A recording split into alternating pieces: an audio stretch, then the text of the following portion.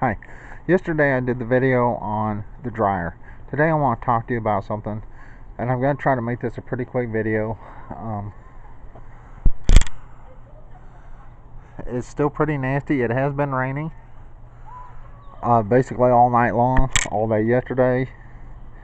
So I'm going to show you my batteries.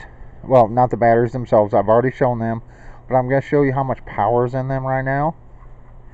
Now remember, I only have 400 watts of solar, and it has been nasty all night, all day yesterday.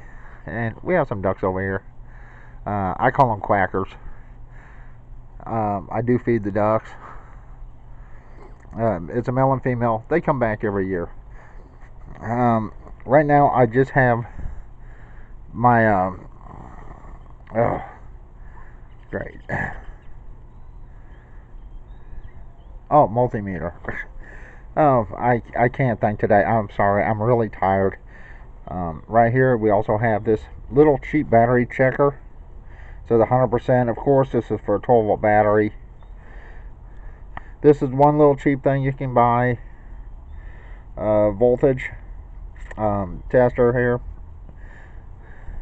And this is pretty close. This is, I believe, 13.2. And these are just sitting here, so they're not connected very well. The multimeter. And it says 13.10. So there are various ways you can check your battery. But I'm going to talk about getting the full effect or full benefits out of your solar using some cheap things that you can buy. I have already covered some of this, but I'm going to go over it again because I did get a couple other things, more or less. Like, let me get this out of the way. Now, of course, you already know about this. I showed it in my last video. If you're going to get one of these, trust me, buy the red. Blue does not show up very well at all. I'm not sure about the green. Now, if you want to get the full benefit out of your solar system, there's a couple things you can do. One, of course, use a bus bar. One for positive, one for negative. You can buy extra smaller solar panels, and each with a charger controller, and each charger controller can hook up to a different point on the bus bar. All the negatives will be here, all the positive will be here, and that would actually feed directly into the battery. Right here, I just purchased this, and it is upside down. Now this can be hooked up to your battery itself. It has a 12 volt here, and your basic USB ports here. It can be hooked up straight up to the bus bar, or it can be hooked up to the load up here like this one is. Now if you want to get the full benefits from your batteries, use your load. Okay, I'm fixing to unplug this laptop. This is my girlfriend's laptop. But if you rig something like this, cigarette lighter, make sure you have a fuse on it. Each one of these little USB chargers came from a dollar store. Each one of these costed like $1. So having any type of 12 volt port here, whether it's a cigarette lighter, or even something like this that can be wired directly up to the load, will save you a lot of power from your batteries because you're pulling it straight from the solar panels. Alright, let me unhook this laptop.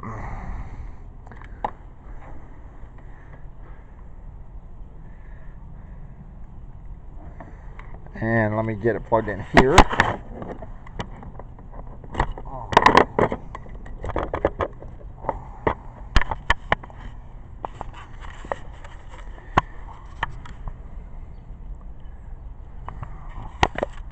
Now this is directly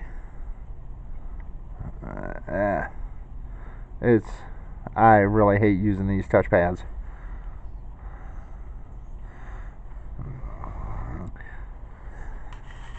But right here, it's plugged in directly to the load. So if you're willing to risk using a laptop full time during the day, in summer it's usually not an issue, but to get every ounce of power out of your system, don't just use your batteries, use your load on your charger controller, and you can buy some really cheap stuff. I mean, if you don't want to put a cigarette lighter on there and buy a couple of these at a dollar store, you can just buy something like this and hook this directly to your load. Now if I hook this up to my load, what I would do is I would drill holes in this box here for it to go all the way through, and then wire it up to the load, and that way my ports would be on the outside. That would help me a great deal if I want to use something like a laptop during the day, where all I have to do is use an adapter, a car adapter, 12 volt adapter for my laptop, and I can run it strictly off the load. Now I've already shown you can hook a DC to AC inverter off the load and run things that way. So if you want to stretch your power out and get every ounce of power, use your load. I can't stress that enough. For low power things, charging, phones, battery packs,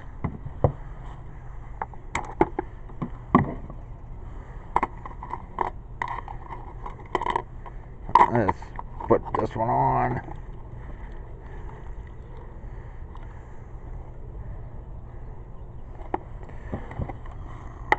Use the load setting, not even setting, just the load on. Let me see if I can get this in.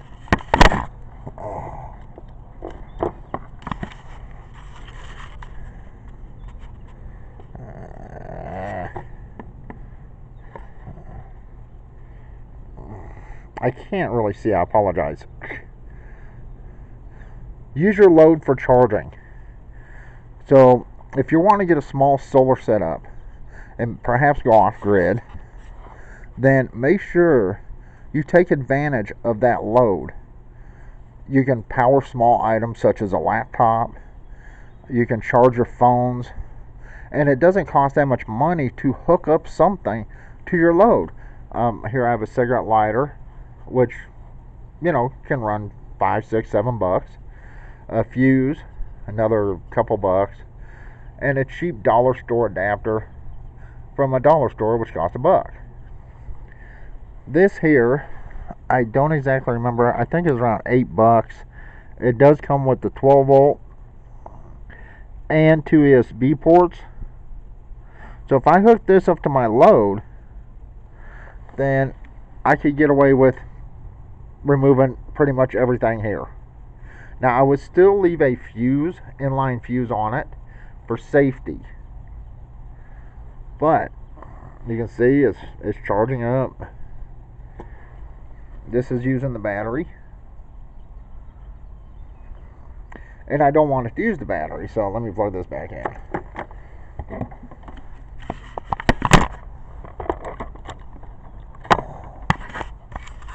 So are there ways that you can stretch and get out all the power out of your solar? There is. It's pretty cheap. If you use your load for charging and using it for like a laptop during the day, now the weather's still nasty. I hope you can see all this. It's just gross out here. But my solar panels, the 400 watts I have, are getting enough sun, even with this weather, to where it's powering the laptop. And it's not running off batteries. It is actually powering it straight from this 12 volt USB adapter. They're all are multi adapters. I have one, but unfortunately the one I have will not fit anything I have, so it's basically junk. So if you buy one that has multiple ends, make sure it will fit your laptop. Once again, if you purchase something like this that you can hook up to your load, you drill your holes in your box or whatever, or make something for it. It comes with screws. There's your USB charging, and here is your 12 volt. Alright, unfortunately I switched the batteries out on this camera yesterday after I did the video, but unfortunately it is like trying to die on me here.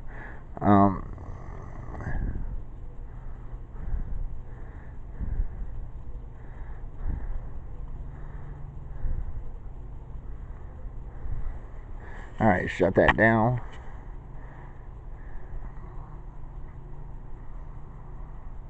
Okay, so you can either charge your laptops, cell phones, things like that, just using the load, or using the batteries themselves.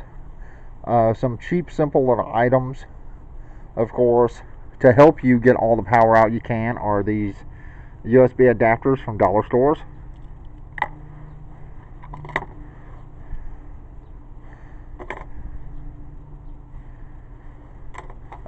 A car cigarette lighter.